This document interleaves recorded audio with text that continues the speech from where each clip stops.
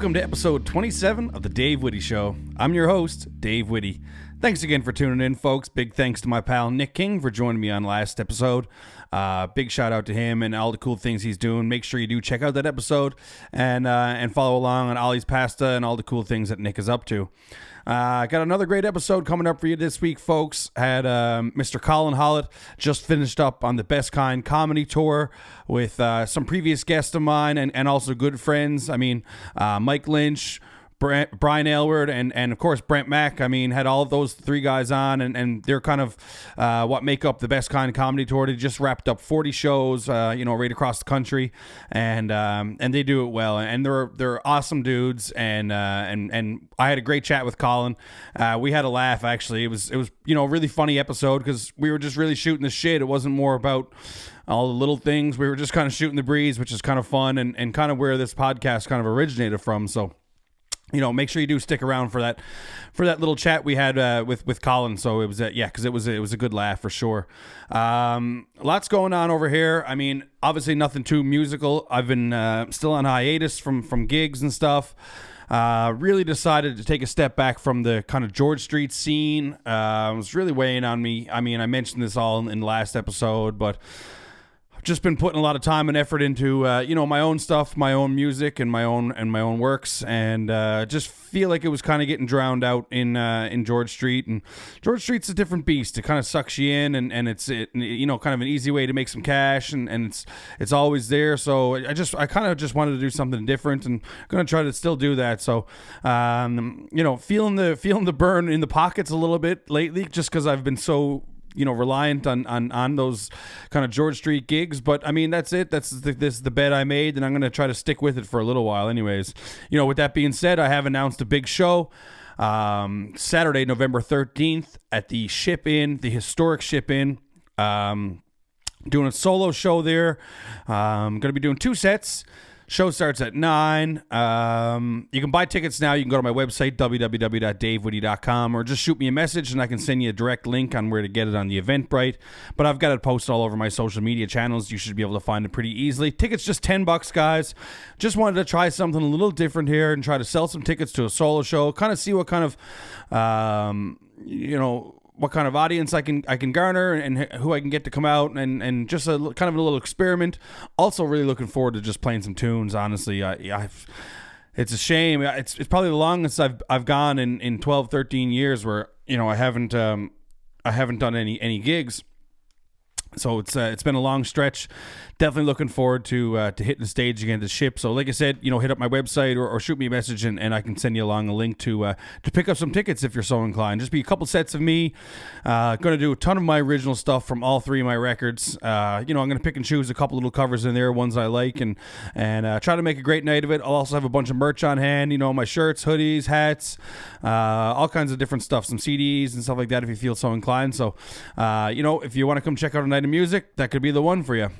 Just shoot me a message or hit up my website there, and you'll be guided right to it.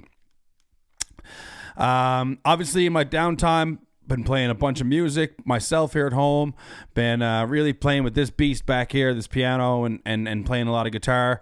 I'm trying to write as much as I can. I'm just trying to write anything. I mean, I'm just trying to get just songs out as much as I can, because I found over the last couple of years I've really taken a hiatus to writing because I've just been so drowned in the pub gigs and stuff like that I've been finding it really tough to even want to write or want to pick up a guitar in the daytime. So the break has been really nice like that.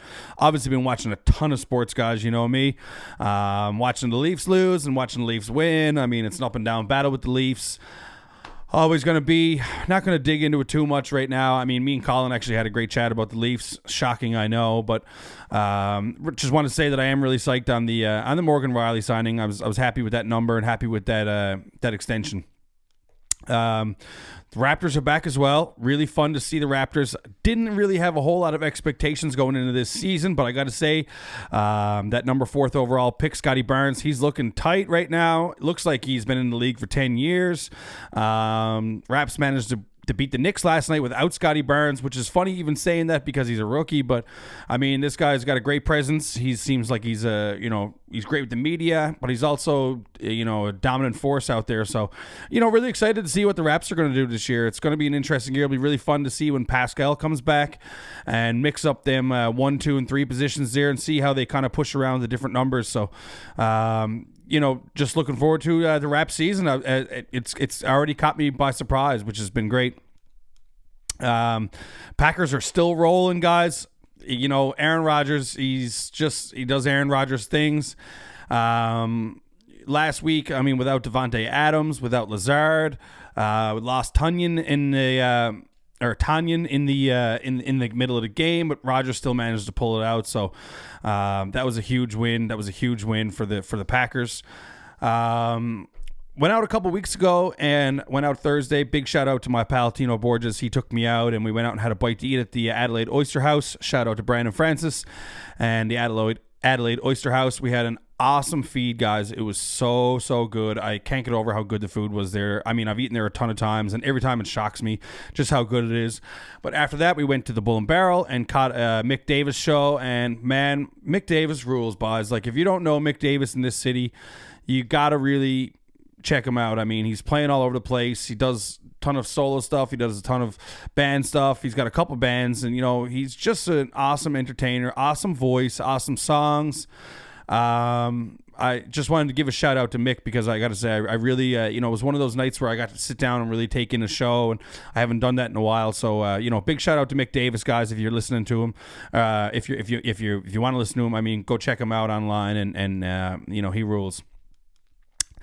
Lots going on within the city in the last couple weeks that I haven't got to dig into. First off, Mile 1 changed his name to Mary Brown Center.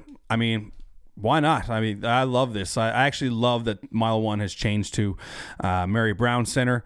We're supporting a local business built right here, guys, in Mary Brown's. How fun is that?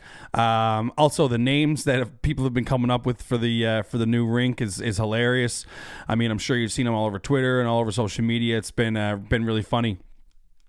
And, it's just great to see. Also, the Mile 1 moniker, it always seemed weird to me because, don't we work within kilometers here? I know it's the first mile and the TCH, I think it was the original idea of the name. But anyways, I always found it a little bit weird. But I'm psyched that the Mary Browns took it over, and it's the new Mary Brown Center, the big pickle, as they say. It's going to be, it's a cool change. And it's no different than anywhere else in the world, guys. You go anywhere, the Scotiabank Center, the Remax Center, yada yada. There's all these corporate names, and I think Mary Brown's deserves it. They've shown it's incredible what Mary Brown's has done from starting here in Newfoundland, and the reach they have across the world right now. It's exploding. I see a bunch of their commercials all over Sportsnet, and they've got some of the Raptors guys as in their commercials. So it's pretty neat to see, I got to say, and with regards to what was going on in the Mary Brown Center, which was supposed to be the Newfoundland Growlers. That's a whole other thing. I had a couple of the guys, Marcus and Zach, on from the Growlers here a couple weeks ago, or a couple episodes ago. And, I was just, chatting with them and how excited they were to get back playing in St. John's in front of the home crowd and stuff. So it's really a shame to see what's going on there. Nobody really knows the ins and outs except for who actually does know it, but the public doesn't really know. So it'll be interesting to see when that all unfolds. But, as of right now, it's the Growlers, they're kicked out of the rink and they're playing their first 6 games at home in CBS, which is still pretty cool. Don't get me wrong. But, me and Colin also had a huge chat about that, in our conversation. And if you know Colin at all, he went off on his Colin Hollett rant, which is awesome. That was the reason I got him on, because I really wanted to hear his opinion on all that. So hopefully they can get the Growlers back in the rink, guys, back downtown, because it's really affecting, a lot of these small businesses. I seen Niall, another guest who I had on here from the Newfoundland Embassy. I seen him and his brother Brendan. They were expressing their feelings about, the loss that not having that team and that rink, is to the community. I mean, to the downtown core, to hotels, restaurants, bars. I mean, that the trickle down effect is massive with the Growlers, and having somebody in that rink for 35 or 40 nights a year or whatever it is. It's a huge impact to the economy downtown, and it's a shame to see that it's unfolding the way it is. But hopefully they can get back in the rink soon. I wanted to touch on Squid Games. I did watch Squid Games recently, guys. Or Squid Game. If you haven't checked out this show, I got to say I loved it. I mean, I fell right into it. I binged it in 2 days. One of those crazy mind twist shows, kind of like, it sort of had like Saw vibes where you have to like pick and choose the right thing to do, if not death. But yeah, it was a pretty awesome show. If you haven't checked that one out, definitely check it out. What else is going on? Halloween just passed just a couple days ago. Didn't do a whole lot for Halloween this year. Buddy of mine usually has a party. Didn't have it this year. Went a little different direction, and I just kind of held tight. I mean, I haven't been gigging a whole lot, so just been trying to lay low. Haven't gone out a lot. Had crazy night down here at my place downtown on Halloween evening. I'm obviously not going to mention where I live, but the neighbors were in a huge fight, and anyways, turns out one of the guys like lit half the apartment on fire, and it was a wild evening down here. I mean, it was all over the news, and I was up the whole night kind of watching this unfold, and there was fights and fires, and I mean, just downtown living. It's crazy stuff. Oh man, but it was a wild Halloween down here, downtown St. John's for sure. Anyways, guys, that about does it for what's going on in my world. Like I mentioned, I do have the show coming up at the Ship. You can purchase tickets now and come out and check out a show. Oh, I wanted to mention I'm also doing Tibbs Eve again.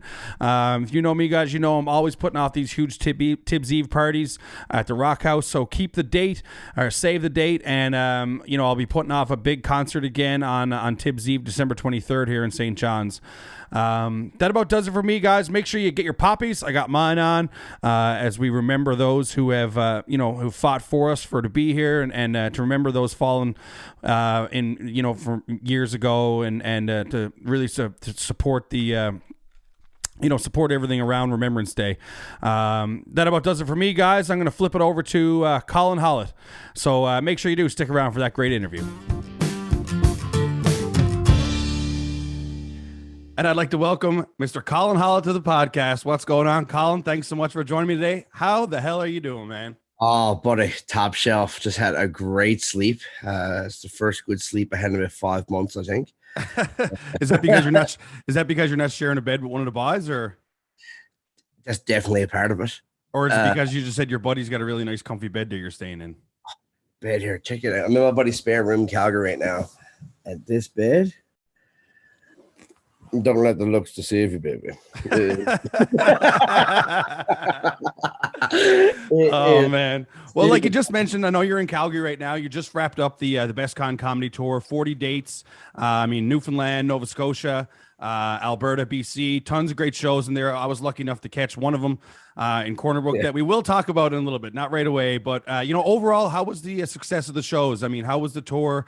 And did everything go kind of as planned as you had thought? Buddy, it was savage. Like we have 41 shows across Canada, from Newfoundland to BC. Like you said, you name the spots. We only had one show that got canceled out of 41. We did 40 out of 41. Like, to go nationwide from coast to coast in a pandemic and only have one show canceled. I mean, Jesus. I mean, what more do you want? 41, I guess, is what you want, but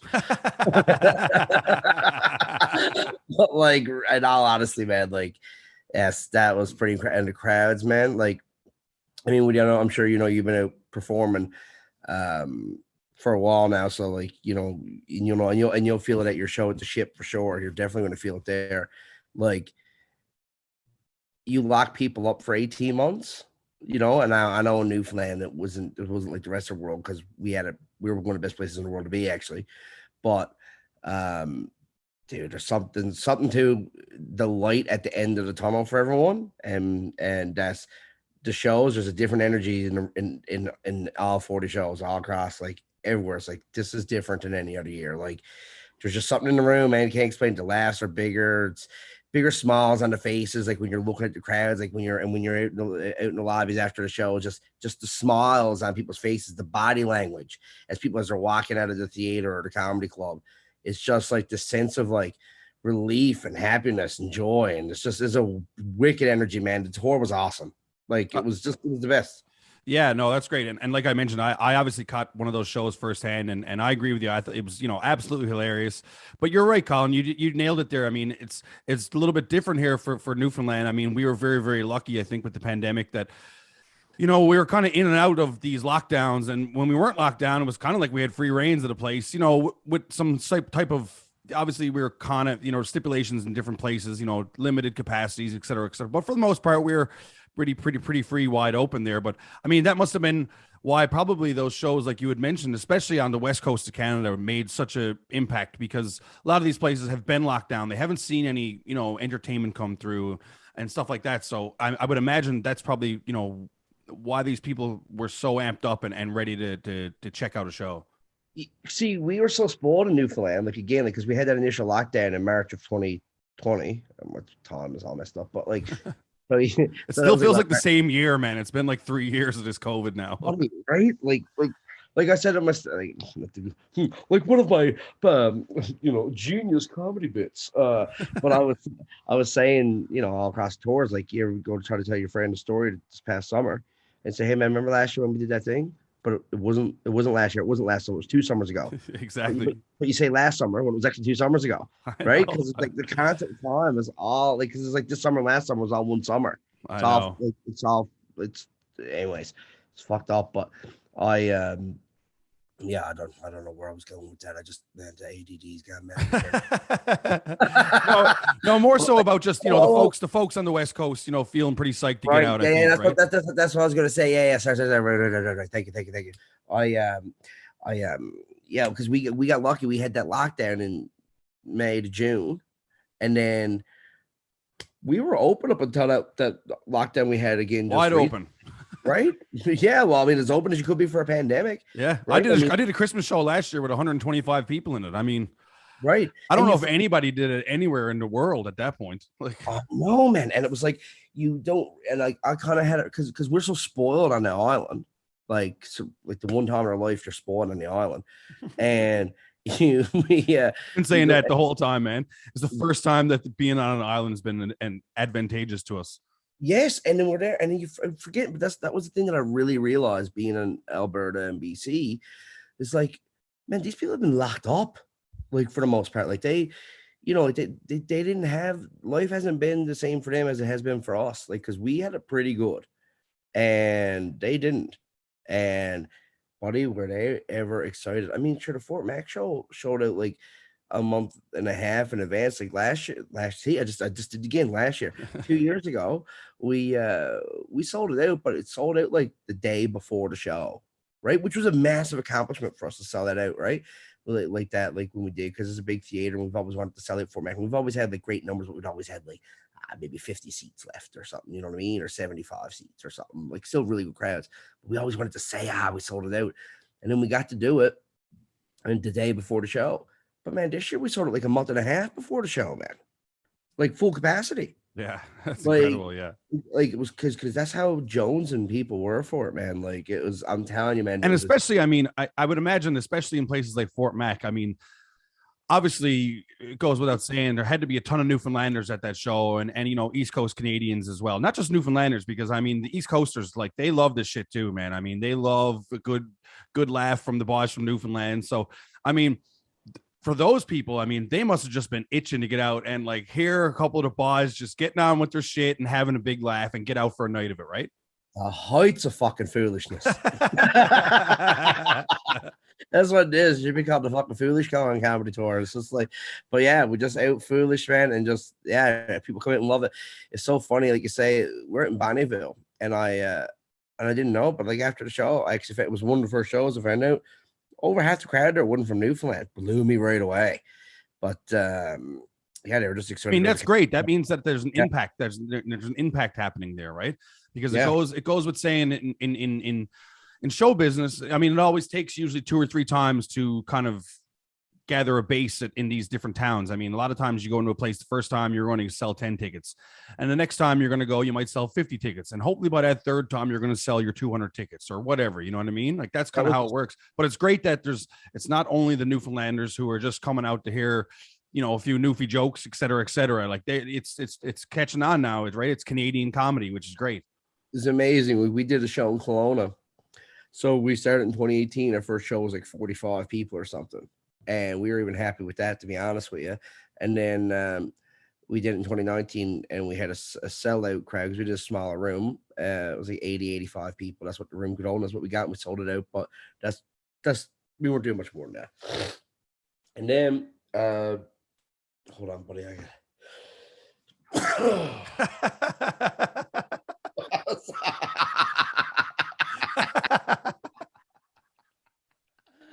And then, that's too good. This year we do 2021, and yeah, man, we in Kelowna we had 200 people out in Kelowna, and I'm telling you what, man, there's a lot of East Coasters there. Yeah. But at the 200, I mean, a good 100 or more, they're Kelowna natives, they're from BC or Western Canada or whatever. Sure, yeah, yeah. So like that was awesome, man. That was awesome. That's really cool, man. Yeah, man. I wanted to ask you, so I kind of wanted to dig into tour a bit. I mean, let's talk a little bit about what goes on with the tour. I know obviously it's just wrapped up, but I want to talk about some of your favorite moments, from the Newfoundland stretch. And I want to talk about some of from going across Canada. I mean, you did a ton of shows in Newfoundland. How many shows were across the island? I feel like it was 22. Yeah, I was going to say it's at least 20, I believe, right? Yeah. And I mean, I was, like I mentioned, I was lucky enough, like, so for anybody who's listening, who's following along to what I'm doing, I mean, I think it was about a month ago, or I think it was mid or August. I think it was late August. I think is when it was, when you guys were out in Corner Brook. Myself and Mark Manning were out doing a couple of gigs at the Rotary Arts Center. And at the same time, the boys were stopping into the west coast of the island there to do a gig. Now, originally we had planned to leave that Friday because we were supposed to play across back in Port Rexton on that Friday evening, but that was the same night of the hurricane here that knocked down the Iceberg Alley and all that stuff. So instead of driving across the island, I mean, we had seen you guys were in town. I think one of us shot you a message and said, "Boys, listen, I think we're going to be in town. We should link up for a beer after the show." And you guys said, "Well, how about we get together before the show and during the show and after the show?" And we're like, "Yeah, all right, whatever." So, I mean, we went out. We played a gig the night before in Corner Brook, myself and Mark. We went out and had a couple pops, and and then the next day we're kind of like lazing around our apartment, and I look out the front window and this like 40-foot stretch limousine pulls up. I'm like, "Mark, did you order a limousine?" He's like, "Oh, that's the boys." So yeah, that was wicked, man. Like I got the video of you coming up to the limo and just coming up being like, "Boys." I was hurting too, man. I don't know. I was like, whatever we were at the night before, man, I was hammering draft pints and I don't know, man, I was shook to death. And then next thing I open up this door and the boys got Lizzie. "Birthday loving Lizzie." Take my head, feel dizzy. We had that on great. You ran back inside your combination. You're like, "I can't handle it."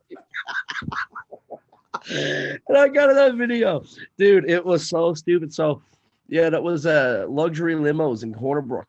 Yeah, no, that was a really fun day. I mean, they just basically took us around all day. They're beautiful people. Who was the guy? What was the driver's name again? I can't remember. Steve? Trying to think of it. Steve, was it? I don't know. Why I shouldn't be saying that. I don't know. Why? I can't. Well, geez, it was a buzz on of a day. Anyways, I can't believe you guys performed that night. I can't believe you guys performed that night. Buddy, I haven't had a day boy like that since we shot your Christmas music video. Oh my God, I forgot about that. If anybody's wondering what we're talking right now, we shot a Christmas music video, Jesus, a while ago now with my good friend, God rest his soul, Mr. Justin Tobin. He shot and directed that video, but we did a day boil where, on George Street. I forgot that you were in that, Colin, man. That is so hilarious. I always forget that. I mean, every year I fired up. I'm like, holy shit, man, look at the lineup we had going that day. And yeah, I mean, we literally just started shooting a video on George Street at 11 o'clock in the morning, and we shot a video and shot a bunch of whiskey the whole day, in and out of all these bars. And man, it was one of the funniest days of all time. I mean, it was such a treat to get to do that with Justin as well. But yeah, I know, man, it was wicked. That was like his little send-off project. I know, man. Yeah, exactly. Yeah, it was wicked. But like, I'm not sure, we're shooting a music video, and the whole thing, like, we're supposed to pretend to get loaded in the video, but instead we get legit loaded. Like, we gotta make maybe 10% of the video shot, we're all loaded. Bombs. It's like 1 o'clock in the day. one of the funniest clips from that video is a lot of people don't know, but there's a scene in it, and we're all at Greensleeves. Yeah, and no, not in the bathroom. Well, that's also hilarious. Yes, it is. But there's a scene where Lex comes out and he has a tray of shots. And there's, we were shooting this shot, or the scene where, everyone's going to have a little shot here, but this is like 1:30 in the day. And what we did is we actually filled up, I think there was like 17 or 18 of us, in this scene. And we had 17 shots of water, but we stuck one shot of vodka right in the middle of it. It was just like a random shot that somebody had to suck back. Oh, man, that was gold, man. What a hilarious day that was. That was something else. Callis was loaded. Oh, my God. He was sad. He's in the middle of the street. Man, the guitar I used that day, he used that day, is still upstairs Kelly's from that day. Like, it's just still upstairs in the closet somewhere. But yeah, no, that's absolutely hilarious. That's funny you brought that up. That's wicked. Well, this is what this reminded me of that. It was like the same thing, man. We were just, I'm so mad I can't remember the guy's name. He was awesome, man. He was so awesome. That's so shocking for us. I know. The limo driver, he was incredible, man. He took us around. Where do you want to go, boys? We said, I don't know, but take us wherever. Let's go. The best part was, so like, just to put in context, so they hit us up on luxury limos on Facebook, and they're like, yeah, like, we're so happy you're coming here. Like, we know you've had a hard year. We'd love to give you a limo for the day. Like, just, and you just give us a shout out. Like, and one of the ladies that owns it or manages it, she's actually, I forget if it's good friends or related to Steve Coombs, is really funny comedian. Candy's opened up for Russell Peters and everything. He lives in Mount Pearl. Hilarious friend of ours. So anyway, so she's got a soft spot for comedians, I guess. And she's like, yeah, we're like, sure, we'll take it. That sounds great, man. Love it. And the hospitality should roof. We get there, like, man, where are we going to in Corner Brook with a limo? Like, I mean, you drive around 10, 15 minutes and you've got through it all. You know what I mean? Like, and here we are. We got like fucking 6-8 hours to kill. Like, what are we doing? But we just start drinking. Like there's Signal Hill of Newfoundland, of Corner Brook. We go up there. We're just drinking daily, Oh yeah, standing around drinking beers outside everywhere, by drives going everywhere. Like nobody cared. Right? But my favorite part of it all was when we went down that shoreline there, and then there's beautiful park down that park. Not a soul around. Not only was not a soul because it's locked up, yeah. Right? That was my favorite part. Was that the gates across the driver gets out, unlocks her. The boys are too drunk and having too much fun to realize how epic this was. I feel, but the driver gets out, and for whatever reason, he has a key to the park, and he opens up the gate, right? Drives us in, goes back, locks the gate in. The road goes into the park. Right, and then we're in the park. We get the limo in the middle of the park. And it's like we're looking out over the ocean, and it was beautiful there. Remember how nice it was? It was in a ripple. Ooh, coffee. Oh, nice delivery.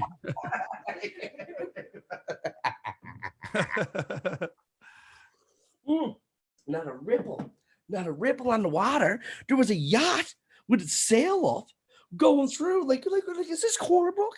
Oh yeah, it was like late summer. The leaves were just starting to change. Like it was like, and like thick, luscious green grass, but then not a rock or a weed at a place. And then us there just smoking 3 or 4 packs of cigarettes, spitting all over the ground, slugging back Bud Light seltzers. Oh my god! And Crooked Feeder Gastropub, they had about the tall boys in the rig for us. Yes, that's right. Smacking them back and. Oh my God! Just just kept the limo running for hours. Didn't even turn the limo off. We were there for hours drinking in the park. Park. It was like we had our own private park. Yeah, it was wild. But with was that being said, I mean, I can't believe you guys held it together because I mean, we got in to see that show, and it was the first time I'd gotten to see. I've seen all of you individually on different occasions, but I'd never seen the tour kind of come together and the way it kind of works. You know what I mean? And for you guys to pull that together after that day that we had, I mean, I was having a hard time holding it together just watching. I can't imagine trying to perform, and I've performed in some gnarly states myself, but I mean, to try to hold that bit together, it was very, very impressive. But I mean, and it was also absolutely hilarious, Colin. I mean, you guys are so funny. I mean, I was happy to see that the show that I had seen. I mean, you were probably 18 or 19 shows in. I think you're only doing a couple more. You're going to Port Basque after that, Port. I think you had a couple extra ones after that. But at that point, you guys were really dialed in. I mean, it was so funny. The crowd was great, and then we went for the big after party afterwards, which was such a laugh too. Yeah, dude, it was. I appreciate that. It was a lot of fun. Well, like I said, I had to chug back about 4 liters of water about 60 minutes before I went on because I'm like, boss, I'm loaded. I can't be going up at Arts and Culture Center, like good crowd there. And they're full too, yeah. And they're paying, good price for a ticket and stuff. You got to deliver a good show. You can't go up loaded, be a fucking idiot. Like you got to deliver, right? Yeah. And I'm there, but boss, I'm loaded. Right? And I'm there just slamming water, man. But thankfully, I had a few years there where I was an absolute alcoholic lush. And I done shows loaded, so I actually got experience with, I know how to handle myself on stage with it now. Mix that with water, and just managed to slam about an hour, slam water. I went up there, and I actually had a really fun set that night. I had a really fun show. I was happy with my performance and the crowd, man. Corner Brook is always wicked, man. The Arts and Culture Center, man. Like every time we do a show there, it is.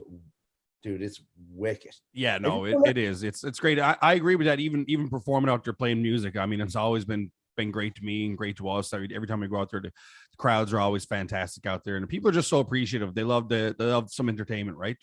Oh, they West Coast is a real thing. Like I love it, man. Corner Brook, Pasadena, Deer Lake. Anytime, oh man. Anytime do any shows out there, or just go last 2 years.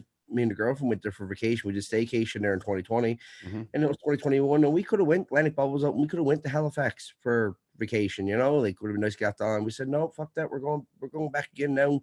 We spent another week in Corner Brook and a week in Grossmore, and man, I love going over there. And that was no comedy. That's just straight up hanging out. Yeah, no, it is. It's just like it's over there, man. It's amazing. I always, I'm obviously always chatting with tourists and stuff like that, in the summer and stuff. And people are always saying, oh, should we get out to the West Coast? And I'm always like, yes, you 100%. You have to get to the West Coast because it's a completely different beast out there. It's nothing like the East Coast of the island. I mean, it actually closely resembles, the West Coast of the country, which is funny. You know what I mean? Yeah. Well, I was doing a bit on that a while back about how the island is like a miniature version of the country. Yeah, exactly. Coast to the island is kind of like the East Coast of the country, rugged, hard, don't know what kind of fucking weather you're gonna get. When it is great, it's awesome. When it's shit, it's the worst. And it's really like party, drink.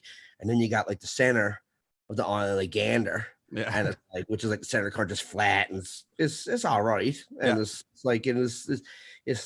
not amazing and it's not shit. It's just so, and it's flat and it's nice and it's whatever. And then you get the West Coast of the island where it's like, it's like big mountains and skiing and snowboarding. It's more like weed culture which is like BC, with your mountains and stuff. And it's just like it's a mini version of the country is what it's like. That's what it feels like to me, anyways. Yeah, no, you're right, exactly. Yeah, a funny story. I remember you guys telling us when we were up on what you called it, the Signal Hill of Corner Brook.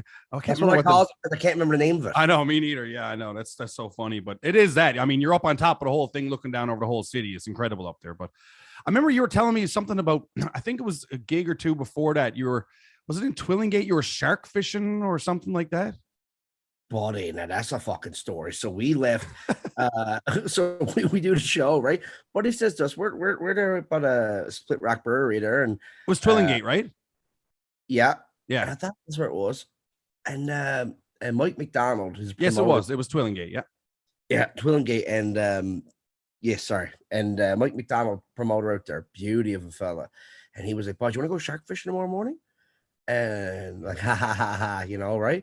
And he's like, no, seriously. He's like, he gets his connection with these fellas in Harebay, and knows the only person in the whole province of Newfoundland and Labrador that has his license. He's legally allowed to catch sharks, tag him, and put him back in the water. He's the only guy, and he has his own like show on TV, this hunting show on TV, and he has people coming. These tours come from all around the world.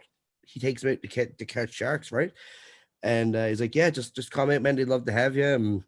And give him a plug on social media, right? Type thing. And because people outside of Newfoundland knows about it more than the people inside of Newfoundland know about it, right? Because people come from a way to do it. Anyways, we go out, man. We shows up. Next thing you see, like 8 hours later, we're waking up, right? Driving 2 hours from Twillingate to Harebay. If you don't know where Harebay is, it's up by Gambo. And it makes Gambo look like St. John's, right? There's this little nutting community, like tiny community, you know what I mean? And beautiful spot, but it's really small. And we go there, and there's buddies there in a little, buddy's 70 years old in a little aluminum boat, little, like, I don't know what it was, 12, 15 feet. And he goes, yeah, jump in, right? Like, I was thinking like a bigger boat, like a bit of like a long launder type thing, right? Yeah. No, we're flying. We go 33 or 33 miles or kilometers, either way, good distance out in this little boat, right? 3, 4, 6 of us, and we go off. Like I said, we're a few dozen kilometers outside. Man, there's these big old swells, man, right? And we put all the stuff out. We're lying around the boat. I fell asleep. A bunch of us fell asleep in the boat, just out there, floating out in the middle of the ocean for like 6 hours, 8 hours, nothing, right? And all of a sudden, the line started to go. Buddy, we were over an hour reeling in. Sure enough, we brings in this 7-foot blue shark, and what an experience that was, man. It was so funny. And the funny thing was too, we got a bunch of that video. I made it as a vlog, and I've edited it all. I've had like over an hour of footage myself, and I got it all edited up now in 19 minutes, and I'm going to release it on YouTube as like a vlog or an episode or whatever, right? But Mike was seasick out there, right? So he's throwing up. He threw up once, but what was hilarious was he would have been, I don't know where I did throw up, but when we hauled the shark up, we were hauling it up over the boat. Just the timing of it, like, and it was as if the shark freaked him out and made him throw up, but it wasn't. It was just timing. Right. And it was just so much, dude. And we went back to their cabin, relocated island on Bragg's Island, it's called. We were back there in the cabin, man, having whiskey and rum and beer, and back there and celebrating catching a shark and everything, man. It was an 18-hour day, man. But we went out there and caught a shark, and like that was one day out of 3 months, like. Yeah, right. Exactly. There's another day where we pick you and Mark up in a limo and goes get day drunk and he goes perform. Then has the after party down the Cricket Theater. Yeah. Right. That was another day. Yeah. Right. No, it's amazing, man. I mean, the places that exist on this island are incredible. I mean, and so many places and things that people, I mean, I think especially on the east coast of the island have never seen or never taken advantage of, because sometimes I think a lot of people, especially from town and stuff, a lot of people don't even leave the overpass. I mean, you know what I mean? Like, it's wild, like, but there's a real love-hate relationship with Newfoundland, Colin. I mean, I think everybody kind of feels that, but I mean, I as a Newfoundlander who has left Newfoundland, thousands of times, and also lived away from Newfoundland, I feel like the love picks up a lot more when you're away, and then you kind of hate it a bit more when you're here, which is interesting. But what's your kind of take on that? I mean, do you think that Newfoundlanders have like a love-hate relationship with this place? They absolutely do, and if they don't, they're delusional. Because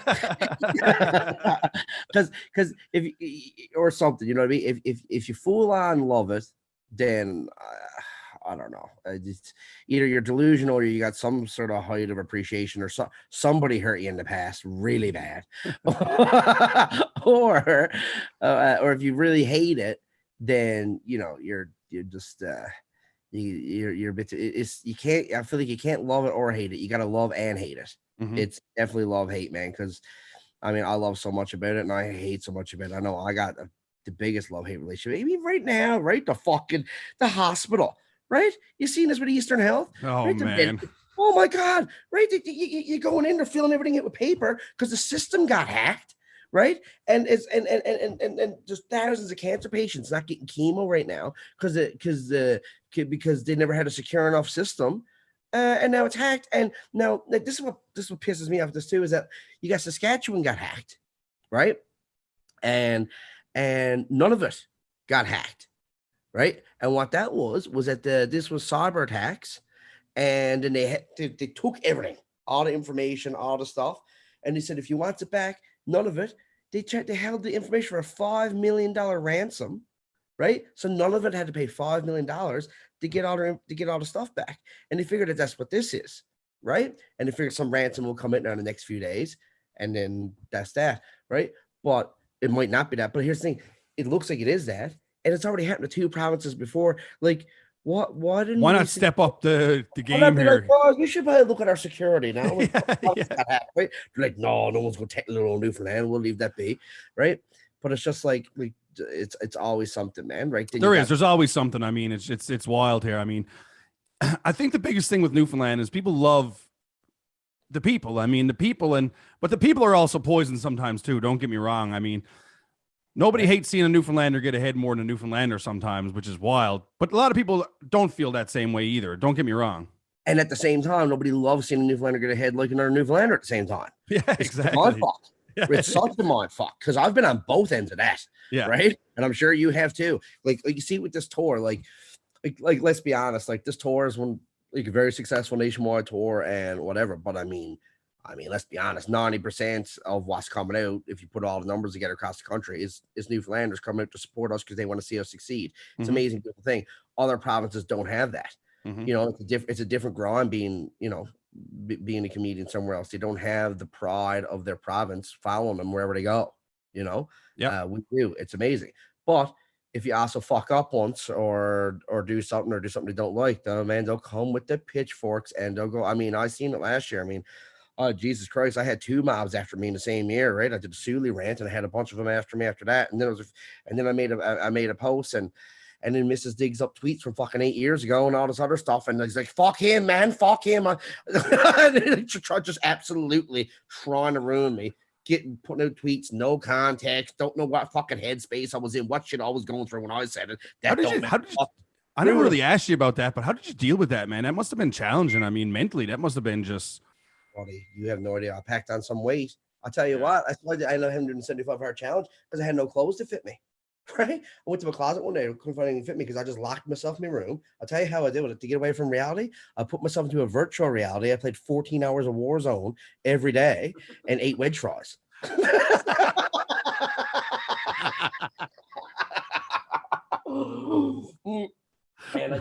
Wedge fries strictly. And that was my escape, man. And I just got away. And I just like trying to like sit in the pocket, kind of, or inside the pocket, whatever you want to look at it, and just like get away, man, and let the storm. Well, it's tough, man. I mean, that's the kind of, you know, it kind of stuff blows up here. I mean, when it seems like every week there's something new happening. I mean, I kind of wanted to ask you about what your opinions and thoughts were on the. I don't know if you've seen recently. I know you've been traveling and doing gigs and stuff, but I mean, with the city and the Growlers, have you caught any of that stuff that's been going on? What a crock of shit that is. The city should be ashamed of themselves, is what I'm thinking about that. Because and listen, all I got is from the bit I'm reading. Like, listen, me, you, and everyone got a comment on it, right? When most people don't know, and I'm going to be one of them people. Okay, just from what I have seen. The body of work that I've seen from the city year after year, and what I'm seeing recently on this, it sounds like the city got a fucking problem, man. It sounds like they got a big, egotistical fucking problem. Like the way I seen it was now I could be wrong, but Growlers and they lost the edge. That was over fucking bullshit, right? They're cold as fuck. They're and with negotiations, and they weren't like, this is such a selfish thing. Like the city should be thinking, okay, everybody's just been locked up for a long time with nothing. You know what? Like, just put our bullshit aside for a year. Let's get sports back in the city. Let's give this city a shot in the arm that it needs. Let's like, and not only for people's enjoyment.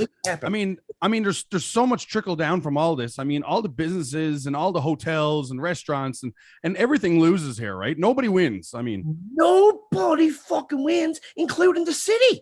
Yeah, exactly. They lose too. So it's like right. It's Mary Brown's loses. Mary Brown, yeah, even Mary Brown's loses, right? Like this is so bad that people were shitting at Mary Brown's for buying that, which by the way, it's just a business decision. Don't shit at Mary Brown's for buying it. Like, if anything, if you want to shit on anyone for it, you can shit on Mall One for selling it to them, but don't shit on Mary Brown's for buying it. Well, I mean, it could have easily been the Loblaws Center or the Walmart Center. Like, you know what I mean? What's the fucking difference? Yeah, at least Mary Brown's is local. Yeah, exactly. Right? Oh, I love it. I personally love the Mary Brown's decision. I think that's actually awesome. Yes, man. Go to the fucking 2-piece box now. Fucking. But like, man. I think they fucked up big time. The way I understood it was they said tickets are on sale, right? And then people were calling down, and they couldn't get anybody to enter the box office, right? So this is how I understood it. I don't know if this is how it went down or not at all. But then obviously the owner, Dean, right? He was getting frustrated that there was no one there to answer the calls, or a website couldn't sell tickets. And the public was getting frustrated that no one's answered the calls and sell tickets. Like, it wasn't just Dean, it was the public and Dean. Like, everyone's frustrated that you got nobody to answer the fucking phones. You got nobody at the box office. Come on, boys. Like, we're trying to give you money. I'm trying to rent your building. You know what I mean? Like, I'm paying rent for your building. I expect for you to have someone in the box office if I'm giving you rent. You know what I mean? Like, that's how it fucking works. Yeah. Don't seem like rocket science. Right? It's not rocket science.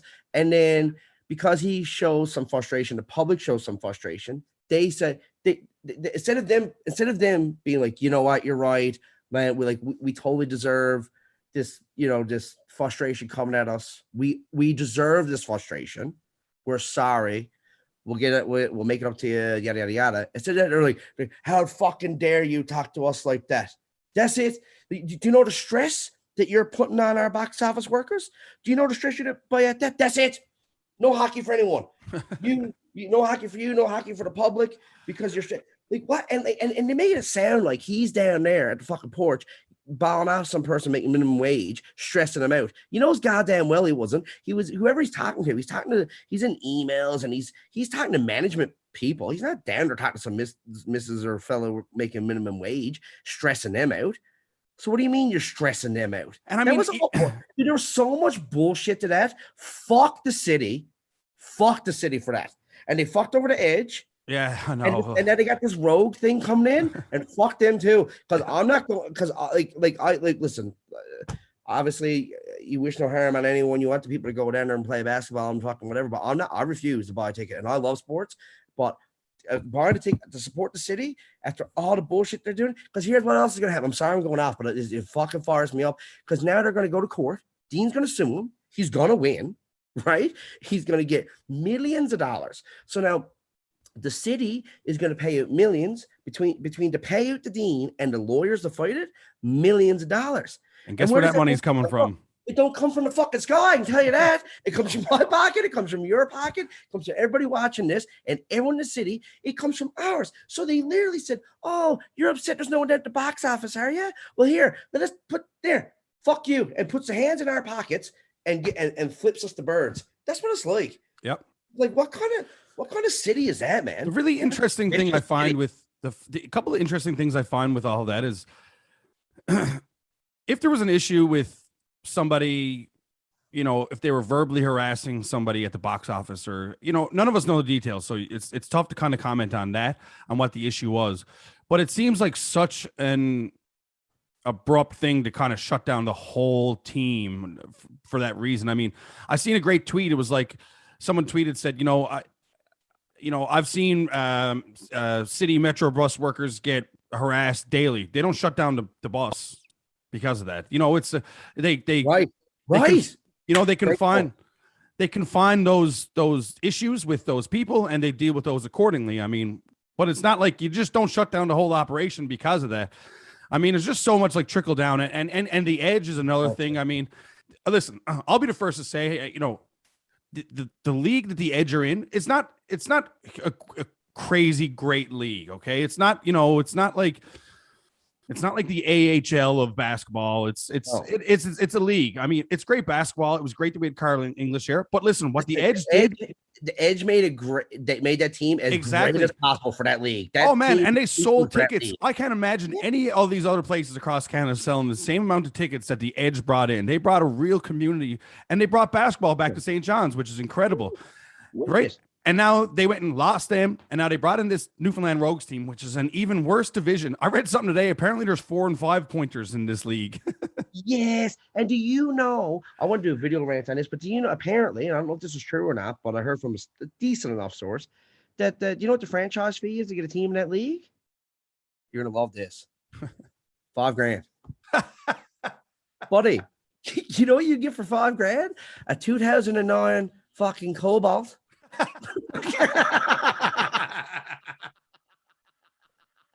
Right? You can't get a pickup truck for $5,000 unless it's like, fuck, you know what I mean? Like the things that like Jesus, the banners on the side of mile 1 down there probably cost $5,000.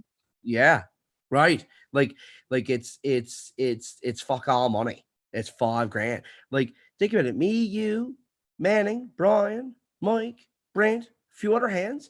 Sure, we can all chip in $500 to $1,000 each, right? Right. We can all throw one killer gig together and then take the money from the gig. We legitimately can have a team in this league, like legit. That's not out of the question at all. Like, that's insane, man. That's not a real league. That's like that. They're gonna substitute that, buddy.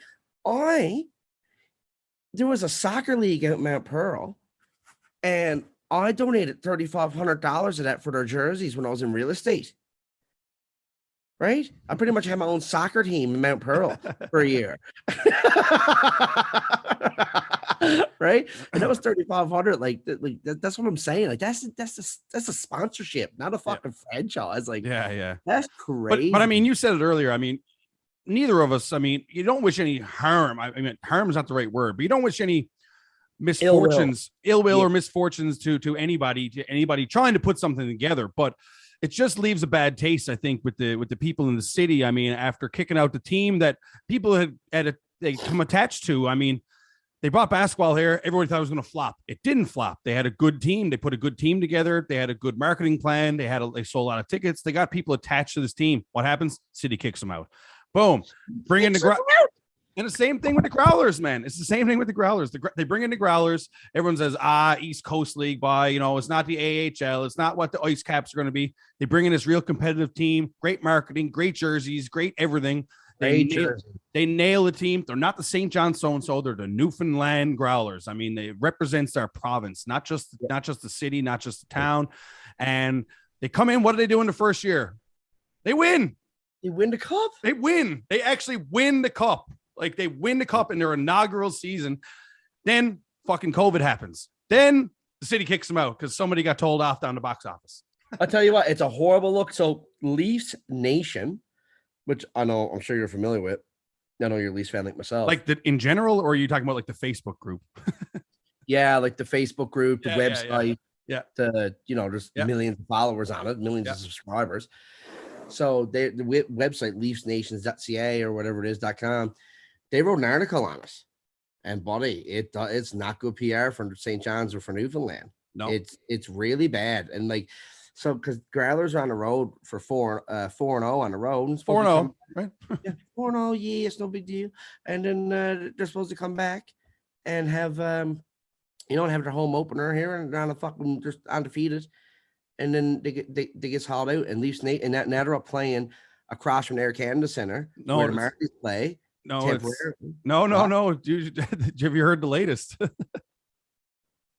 They're playing in CBS. Yeah. But they had games. Yes. No, they never played there. They never played any games there. You sure? Yeah. No, they went 4-0, I think, and then I think the 6 games that were supposed to happen. I think the 6 home games. I think are I think they're starting this Friday is what they are. Oh, okay, deadly. Because I knew guys moved to CBS, but I figured they at least played a couple home games up in Toronto until they could get back to CBS. Yeah. I'm pretty sure that they never played any games. They were up to practicing, I think, for a couple of days, and then they got to move to CBS there. I think that's a great spot for them. That arena is beautiful. Have you been it is. I mean, and you got to imagine, Colin. I mean, there's so much more behind the scenes of all this shit, man. It's not just about the boys suiting up and going and playing hockey. I mean, there's sponsors, there's marketing, there's tons of different elements to this team that they want them in Newfoundland, man. I mean, anybody who's sponsored this team, who has bought any type of shares or bought into this team somehow, you want them representing Newfoundland. You don't want them playing in Toronto, right? No, Jesus, no, man. But I think CBS is going to be good for them because there's a hockey culture out there with senior hockey and everything. Yes, exactly. And now, like, people who are living like Holyrood or like Avondale and Roberts and all that stuff, like they'll Carbonear, like it's a bit more accessible. What's that arena hold out there? I wonder. I'm not familiar with the capacity. It's the biggest arena in Newfoundland. It's on them all one. Okay, we did our comedy show out there in 2018. What is that? 2000 for a comedy show or 2000 for a hockey game? Jesus, that's a great because question. I think it's less than that. I don't say it's 2000 in the stands. Maybe not. Maybe you're right, but yeah, because we had 1800 at the show. Yeah, and I know there's a lot of floor seats for that, obviously. But it's a big arena, though, man. There's lots. Oh yeah, no, it is a big arena. Absolutely, I know that. Yeah, no doubt. What does Glacier and Pepsi Center hold? Well, I think Glacier only holds like maybe 500, 750. I would think in the stands. Okay. Yeah. Well, and the Pepsi Center is probably a little bit bigger. Too, man. Growlers weren't selling at 5,000 at them all one. Like you said, it wasn't the ice caps, right? Exactly. They were, I don't know what the average was, but if I had to guess, it's between 1,000 and 1,500. But you know what I mean? I'd be willing to bet, they're coming back on opening weekend and it would have been, I'm sure opening weekend's a sellout, right? You know what I mean? And then you kind of pick and choose your games throughout. And it all depends then on the success of the team. I mean, you put together a good team and you put together a good product, you're going to get the fans in the building, right? Mm-hmm. I do think I could be wrong. I could totally be shitting the bed on this view here, but I think they're going to do well in CBS. I think it's going to be good, and I think because here's the thing: even if you only get 500 people out there, I mean, the arena's half full or close to it. Like it's going to be a better atmosphere. Yeah, that's right. And the arena's brand new. It's beautiful. Speaking of atmosphere and being in the building, you're going to Calgary and Nashville tonight. Yes, Flames and Predators at Saddle Dome.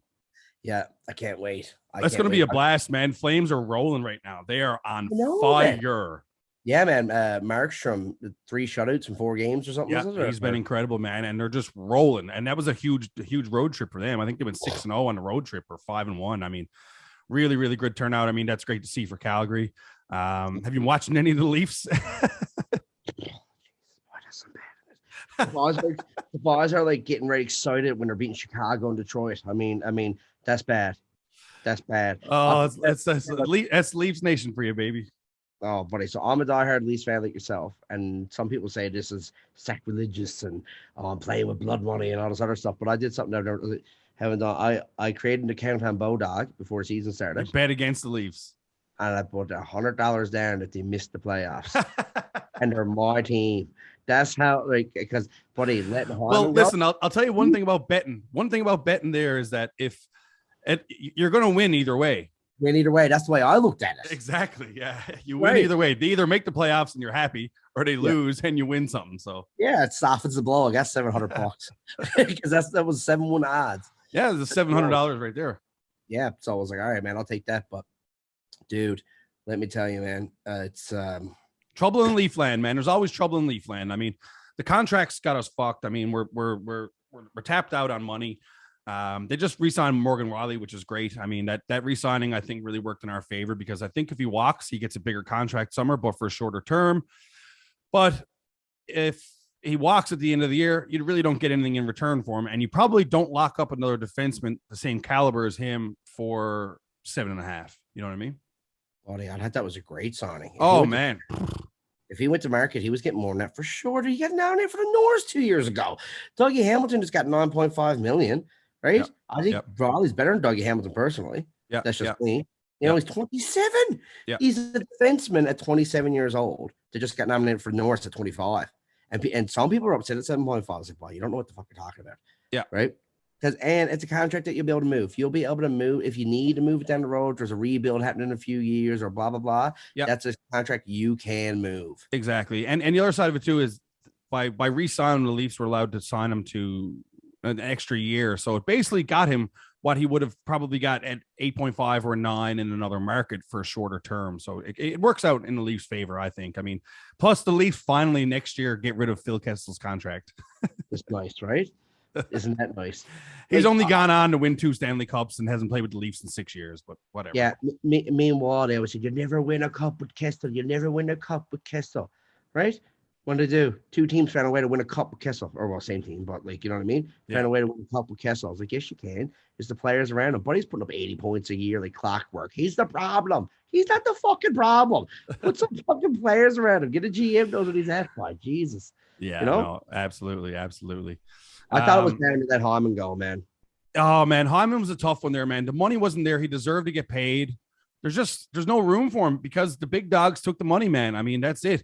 Really the only person on the Leafs who I consider, oh, look, your little buddy there in the background. He's cute.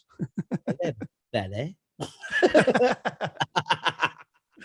I mean, the Matthews is gonna warrant Matthews is gonna warrant the money. I mean, he's gonna get that money no matter what. It's the Marner contract really kind of stings to me a little bit. You know, he's getting a little bit more than I had pictured that he should be getting, which if he doesn't get that money, it frees up space for other players to make some room there. You know what I mean? So, but now you got to sign guys like Nick Ritchie, they put him on the first line for the second game, and now he's a 4th line bum. You know what I mean? So it's like, what the hell's going on, right?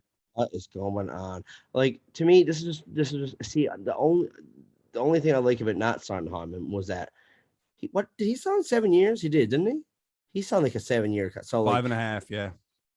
Yeah. So like to me, it's like I think year 5, 6, 7. I think he's gonna be pretty garbage, to be honest. I think his knees are gonna be fucked. Yeah, he has bad knees. There's been a big discussion around that. I was actually chatting with a couple friends of mine who actually know the ins and outs of a bit more Leafland, literally, and they were chatting and saying, obviously Hyman's a great guy in the locker room and all that stuff, but he inevitably his knees are shot. So I mean, you're right, Colin. I mean, the end of his contract is going to be trouble, right? Yeah, the back half of his contract would be a nightmare to have. So that part, I'm like, all right, let him go. I get it. Mm-hmm. But the other part was like, pause. But do you want to win? Are you expecting to win in year 5, 6, 7, or do you think like now is the time? Like the next few. With that being said, I think they're 8-1, so I think they're rolling right now. Yeah, and like when are you trying to win a cup? Are you trying to win a cup in the next few years, or are you trying to win a cup 5 to 7 years from now? Because it should be in the next few years, and he's still good for that. Yeah. So to me, it was like, this is how I seen it, and I know this might be a fucked up way of looking at it, but you could have moved. Like you got to ask yourself, who's more valuable to the team, Nylander or Hyman? Just this way I look at it. Nylander's getting about $7 million a year, $6.9 million a year, right? So he's $7 million. So now you're saying, no, we'd rather have Nylander over Hyman, right? But to me, it's like finding another Hyman. It's way easier to find another Nylander than it is to find another Hyman, because we've seen it time and time again over the years. You can get someone that's got a solid scoring touch, and then you put him with a high caliber player like Chris Kunitz in Pittsburgh, perfect. Right? You put him with Crosby. He was always like 20 goals scored. Then he was fucking getting 40 goals. He was with Crosby. Jonathan Chichu back in San Jose back in the day. Remember that? Mm-hmm. He was like 20 goal scorer. All of a sudden he's with Thornton. All of a sudden 40 goals. So you can find someone who's got an offensive touch that's good and get him for like 3-4 million and plug him in. You don't need Nylander at 7. This is how I'm seeing it, right? Mm-hmm. And you put him up there, and now you got that money. Now you got the heartbeat of the team, because when he was injured last year, he was out for 2 or 3 weeks. They lost almost every game when he was gone. And then when he came back, they started rolling again, right? Their funk was when he was at the lineup. Yeah. And I was like, so the proof is in the pudding, how he's the heartbeat to the team. He makes the team go. I will say Michael Bunting, I don't know if you've caught much of the game. He's awesome. I love him. Yeah. He's kind of slipped into that new Hyman role, which I've liked. I mean, he's got grit. He's in the corners. He's chippy out front. He's not quite the same caliber as Hyman, but he's also a lot lower price tag. And he's technically still a rookie, right? So, I mean, he could actually win the Calder this year because he only has rookie numbers and games played and stuff like that. So it'll be interesting to see how he plays out. Well, that is the other side to it. And I I love him. I Yeah. do love him. Yeah. But we just I don't know, man. We definitely need someone else. And listen, and you could say, oh, we need to build better people around him, this and that. But the boss got to step the fuck up too. Sure, like Matthews, Marner. Okay, Tavares got 2 or 3 goals now. He's starting to turn it around a bit. That's great. But even in the playoffs last year, sure, Nylander had half the goals on the team for fuck's sakes in the whole series, right? Like you look at it, doesn't matter what bottom 3 and bottom 4 you got. If the deposit you're paying 20 and 30 million, right? Because Tavares got his head knocked off, right? So he was out. And then you have Matthews and Marner. If they're not scoring, it don't matter who you got on your 3rd and 4th line, right? So at the end of the day, it still comes back to them too. Yeah, exactly. Absolutely. Awesome. I seen a stat today. Dawson Mercer has more goals and assists than Matthews and Marner combined. Wow. It's great for Dawson Mercer, though. It is, yeah. I've been having a lot of fun watching him. I've actually caught a few Jersey games, actually. Because I've been watching him because he's a great little player. Jesus, actually taking him on a few DraftKings lately too. Oh yeah, yeah. He's a killer. Him and Newhook. Yeah, Newhook. Yeah, exactly. Yeah, no, boys are really doing great. But I want to get back into the comedy real quick before we get going here because I do have to run pretty soon here. I actually have a disappointment. But I wanted to ask you. I know you just wrapped up the tour, obviously in Fort Mac, Best Kind Comedy Tour, 40 shows, supposed to be 41, but we lost one because of COVID. I mean, we had yourself, Colin Hollett, Mike Lynch, Brian Aylward, both previous guests on the show, and of course the ever entertaining, probably the funniest out of all of you, Brent Mac. So he's a wizard, dude. He is, man. He's a legend. I mean, it's amazing what this guy does. I mean, he's the busiest man on planet Earth, and he does everything with the biggest fucking smile on his face. It's incredible. Small, the best energy, and dude, he was really creative to make the tour happen to help us because for anyone who don't know, Brent does all the admin work for us. He does all the booking, all the scheduling. He books our hotels, rent a cars. He books our flights and sends us itineraries and everything, man. He does it all for us, man. Yeah. And he did a stellar job. And without him, people keep thanking us. Oh, thank you so much for coming to Barneyville. Thanks so much for coming to Fort Mac. Thanks so much for coming to Cologne. And without him, we don't come there. Yeah, exactly. No, he's so for sure. So you're in Calgary now. You're catching the game tonight. When are you back in Newfoundland? I fly out tomorrow at noon, and I land like 2 a.m. Thursday morning. Okay. So what's on the schedule for Colin Hollett? Any upcoming gigs on the island or what's going on? Yeah. So me and Brian, we said, man, there's no reason why we can't do a few more shows when we get back for people who missed shows at the Best Kind Comedy Tour. Mm-hmm. So we're just doing a few. We're doing November 18th. We're back out in George's Brook, Milton at the Cultural House. Where we performed at Best Con Tour. We're in Grand Falls, Windsor, at the Classic Theater. The first Thursday, December, I think that's December 2nd. I can't quite remember, but I think that's what it is. We're in Ghouls, December 4th. Ghouls. And we're in New West Valley, December 3rd. I never performed there before, so it's me and Brian, and we're bringing our buddy Paul Warford, who's been on Just for Laughs. Yeah, hilarious dude. Paul is hilarious. Yeah, he's so funny, and he's gonna host it. Okay, cool, awesome. Well, so where can folks? Are those dates released yet? So I got the posters. I've been trying to wait for this to get the other show like 100% confirmed. Okay, sure, yeah. But yeah, like so keep an eye on your social media and stuff like that, and the dates will be posted, right? Tickets will be on eventbrite.ca, and a couple of tickets are already up for Ghouls and Clarenville, George Brook, just Clarenville. They're already up for sale on eventbrite.ca. You can get them right now. Just type in eventbrite.ca, and you just type in my name or Brian's name and search results, and you'll see the tickets there to go get. Well, listen, man, there's a ton that we didn't touch on today. Let's make a pact here. I'd love to have you back for round 2. Maybe sometime. After Christmas sometime we can chat a little bit more, see where the Leafs are at, and throughout the season. We could chat about some of the shows over the holidays and all the stuff that's kind of going on. And we can touch on some, a bunch of the other stuff that we kind of missed today, but it was a really great chat. I really, really appreciate you taking the time to do this for me today, Colin. Really appreciate it, man. So glad you asked me. And I just bought a couple grand worth of gear too while I was up here on this trip, and I'm getting my podcast fired up, and good to go. And I'd love to have you on that too. Hey man, I'd love to drop in. That would be a laugh. I would be honored to come in and have shoot some shit with you. Only if we get Tyler on the go though too. I want to get Tyler on the go too. Oh, dude, 100%. He's a staple on it now, man. Yeah, that's right. Yeah. I love it. Yeah. All right, man. Listen, really appreciate it again, and make sure you check out Colin Hollett. Look up on all the social medias. Where can we find you on social media, Colin? Facebook, Instagram, Colin Hollett. That's just all right. Simple. Nice and easy. I got to get that far up. It's Colin Hollett. It's all just Colin Hollett. Simple. All right, I love it. All right, thanks again, Colin. We'll chat with you soon, man. Cheers. Love you, buddy. Big thanks to Colin. What a laugh. Always funny chatting with him. His laugh is contagious. I mean, once Colin starts laughing, you just can't help but not laugh yourself. He's a funny cat, and he wears his heart on his sleeve, and he tells it like it is. I mean, you can't ask for much better than that. Honestly, I had so much more to ask him, but he's great to have a chat with, and very easy to converse with. So I will have him back on again one of these days, and we can shoot the breeze on a bunch of other stuff. But it was great to get some insight on the whole tour with the guys. I mean, it was great to catch up with them out in Corner Brook. So it was fun to hear what they had to say about it all, and especially their trip out to the west coast of Canada. That about does it for me, guys. Really appreciate everybody for tuning in again. Really sticking with the podcast and all the good things that come with it. Once again, I'll mention my show again if you feel so inclined. Love to see you. Really hoping to get a good crowd on hand. We're about just over half the tickets sold right now, so that's a great sign.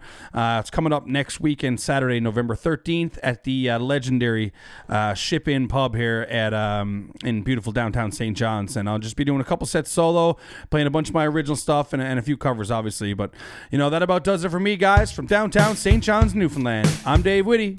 Peace.